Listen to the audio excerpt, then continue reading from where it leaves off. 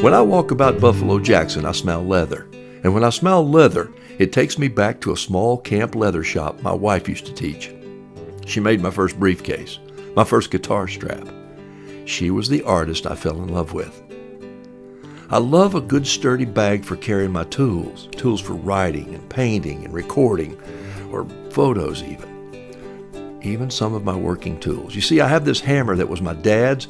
It was passed on to him by a local blacksmith by the name of Mel Henderson. I went to see Mel a few years before he died. I said, "Mel, I'm going to be a blacksmith."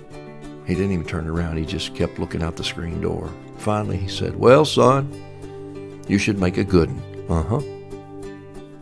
Because the best ones are surely dying.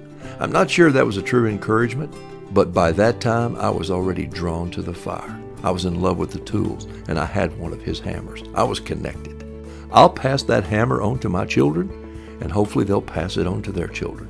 When I put that hammer to use, I'm connected to the history, the art, and the love of blacksmithing that Mel had.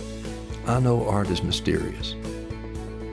A real old-time hardware store sends me down that same connected road. Just go in one and look around. There's seeds and fasteners and nails and widgets and more tools lined up than you've ever seen. I love to make things and build things and fix things. It's in my DNA. When I don't know how, I love to learn how.